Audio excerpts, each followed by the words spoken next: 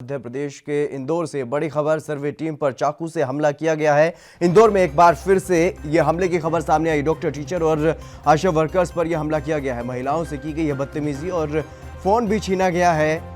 इंदौर के विनोबा नगर इलाके का यह मामला है। ये तीसरा इलाका जहां पर इस तरह की वारदात जो है वो सामने आई है। डॉक्टर, टीचर और आशा कार्यकर्ताओं पर यह हमला किया गया है। एक सर्वे की टीम जो कि कोरोना वायरस का जो प्रकोप बढ़ता हुआ नजर आ रहा है पूरे इंदौर जिले में, उसी को लेकर के ये टीम आप सर्वे के लिए लगाई गई है। और ये बड़ी खबर सामने आ रही है जहां पर टीम पर हमला किया गया है। डॉक्टर, टीचर और आशा कार्यकर्ता इस टीम में शामिल हैं, सभी पर हमला किया गया। महिलाओं से बदतमीजी की गई, उनका फोन भी छीना गया। ये बड़ी खबर आपको बता रहे हैं, इंदौर के विनोबा नगर इलाके का ये पूरा मामला है। मध्य प्रदेश से ये बड़ी खबर सामने आ रही है। गणेश तिवारी हमारे संवाददाता हमारे साथ जुड़ गए अधिक जानकारी के साथ। गणेश जी, क्या कुछ है पूरा मामला, ताजा अपडेट आप चाहेंगे? जी, मैं बताना चाहूंगा कि जो घटना है वो इंदौर के पलासिया थाना क्षेत्र के अंदर विनोबा नगर की है, जहां पर स्वास्थ्य टीम सर्वे के लिए गली गली पे सर्वे टीम करने जा रही है। और जो उपरोक्त घटना हुई, जो पारस नाम का व्यक्ति है, वो शरारतन पहले से ही एक गुंडा प्रवृत्ति का आदमी है। उसके खिलाफ कई पहले से ही केस चल रहे हैं। और जब सर्वे टीम वहां पर पहुंची, इसका पहले से ही कहीं ना कहीं किसी व्यक्ति से विवाद चल रहा था। और चूंकि ये शरारती व्यक्ति है, शरारतन पहले से ही गुंडा प्रवृत्ति का व्यक्ति है, जब इसने सर्वे टीम के उस पे देखा इसने कि मोबाइल से कुछ ऐसे वीडियो रिकॉर्ड्स बन रहे हैं, वीडियो बनाए जा रहे हैं और पूछताछ की जा रही है सर्वे टीम की तरफ से, तो इस व्यक्ति ने उस सर्वे टीम पर ही हमला कर दिया, चाकुओं से हमला किया। जिसमें सर्वे टीम वहां से तो किसी बीच बचाव के चलते, रहवासियों के बीच बचाव के चलते वहां से बच के निकल गई, परंतु आपसी रंजिश की वजह से इसने जो वहां पे पड़ोसी थे उन्हीं पर हमला कर दिया। जी गणेश, जो अभी तक क्या कुछ जानकारी मिल पा रही है, कितने लोग इस हमले में घायल हुए हैं? मैं बताना चाहूंगा, इस पर जो वही कॉलोनी के जो 2 लोग रहवासी हैं, आसपास के लोग हैं जो बीच बचाव पे आए थे, 2 लोगों पे मामूली चोटें आई हैं, परंतु थाना पलासिया में इसके खिलाफ मुकदमा दर्ज हो चुका है, जो कि छेड़छाड़ और हमला एवं अन्य धाराओं के तहत इसके ऊपर केस दर्ज हो चुका है। जी, गिरफ्तारी हो जाएगी इसकी?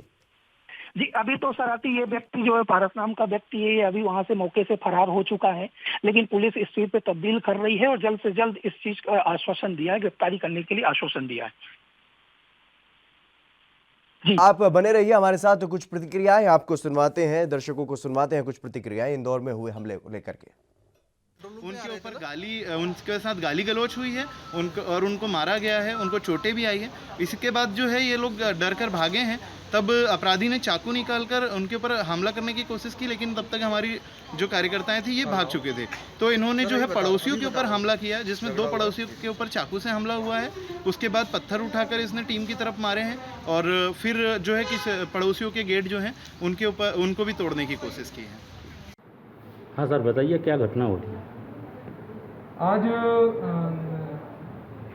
विनोबा नगर में भारत यादव, अशोक यादव सामने रहते हैं। उसके सामने एक पारस बोरासी गुंडा है हमारे क्षेत्र का, वो रहता है।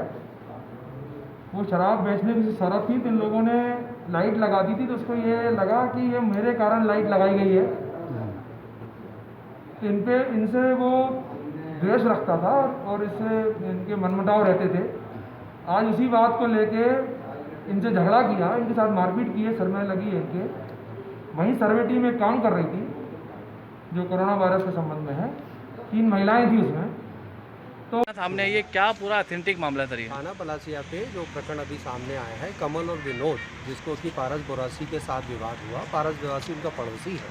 कमल विनोद के द्वारा कल घर के समक्ष में लाइट लगाई गई थी, उस लाइट को लेकर इन दोनों में विवाद था। सुबह कमल बोरासी ने इनके ऊपर हमला किया है, जिसमें ईंट पत्थर भी चले हैं और उनके स्टेटमेंट लिए जा रहे हैं, जो भी उसमें कार्रवाई की जाए। यहाँ की वही नज़दीक पे ही जो सर्वे टीम कार्य कर रही थी, कमल बोरासी, यह प्रतीत हुआ कि मोबाइल से पुलिस को खबर कर रहे हैं, तो उसने वो मोबाइल लेकर उसको ज़मीन पर रख के तोड़ा है।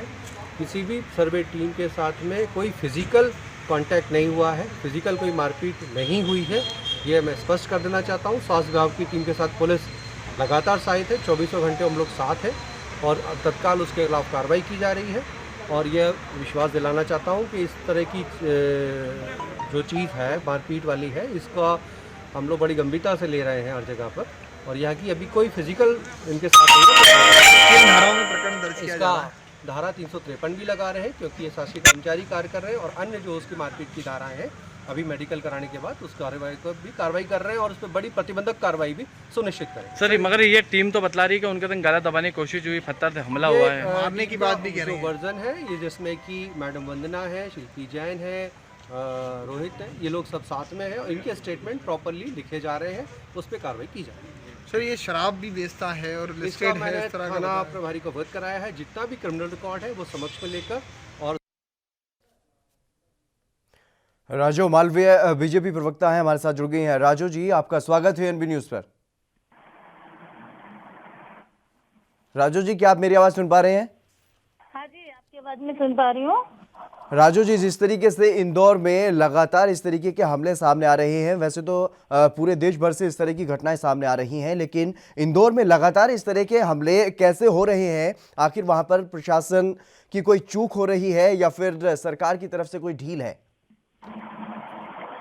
नहीं, देखिए, शासन की तरफ से चूक नहीं हो रही। शासन लगातार इन चीजों को रोकने के लिए प्रतिबद्ध है और कठोर कार्रवाई की भी जा रही है। पर मुझे ये लगता है कि इसके बावजूद भी सरकार मानवीयता के आधार पर बहुत सारी चीजें वो कर रही थी, लेकिन मुझे ऐसा लगता है कि कोरोना योद्धाओं के साथ, कोरोना वॉरियर्स के साथ, स्वास्थ्यकर्मियों के साथ जिस तरह का व्यवहार किया जा रहा है, इसमें कठोरतम कार्रवाई की आवश्यकता है।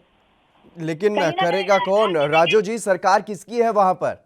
नहीं, वो चूक रहे हैं तो इनसे ज्यादा जाहिल क्या होंगे जो लोगों की जिंदगी को उसमें रिस्क में डाल रहे हैं, लोगों की जिंदगी को खतरे में डाल रहे हैं। और जो लोग सुरक्षा करने के लिए आए हैं, जो उनके स्वास्थ्य की चिंता करने के लिए आए, उन्हीं लोगों के साथ हरकत कर रहे हैं।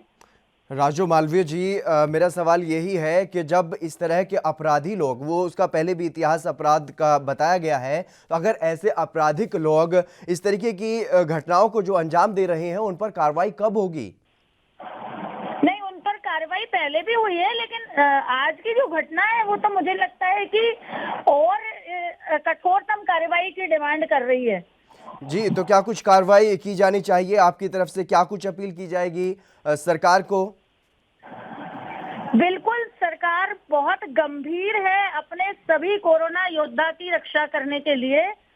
हम कटिबद्ध हैं और अधिक कठोरतम कार्रवाई इन लोगों के साथ की जाएगी। और पहले भी कलेक्टर ने कहा था कि इस तरह की कार्रवाई हम करेंगे कि लोग डरेंगे, पर मुझे लगता है कि जो कुछ हमने किया है उससे भी अधिक कठोर कार्रवाई करने की आवश्यकता है। और मैं समझती हूँ कि माननीय मुख्यमंत्री जी इस विषय में बहुत ज्यादा गंभीर है और वो आपको शाम तक देखने को मिल जाएगा। राजू जी, वजह क्या मानती है इस तरह के जो हमले हो रहे हैं? देखिए, मुझे लगता है कि जिस तरह का जाहिल पने का जो व्यवहार किया जा रहा है जी, इस समझ में नहीं आता कि आखिर ये क्या करना चाहते हैं और कहाँ लेके जाना चाहते हैं जी। एक और आप देखिए कि जरा सा भी उनके साथ कोई व्यवहार उस तरह का होता है तो बहुत सारे लोग खड़े हो जाते हैं जी। देख लिया जी, तमाम बातचीत करने के लिए राजू मालवीय जी आपका शुक्रिया। गणेश तिवारी हमारे संवाददाता हमारे साथ जुड़े थे, आपका भी शुक्रिया गणेश। तो ये बड़ी खबर आपको बता रहे हैं, इंदौर से ये बड़ी खबर सामने आई है, जहां पर कोरोना वॉरियर्स के साथ एक बार फिर से बदतमीजी की गई है, उन पर हमला किया गया है। भारत का प्रमुख न्यूज चैनल ANB न्यूज। अगर आप भी अपनी प्रतिभा दिखाना चाहते हैं और खबरों को हम तक पहुंचाना चाहते हैं, तो तमाम खबरों को करें अपने मोबाइल पर रिकॉर्ड और 7888497079 पर करें व्हाट्सएप। साथ ही दुनिया की तमाम खबरों से जुड़े रहने के लिए हमारे चैनल को करें लाइक, शेयर, सब्सक्राइब।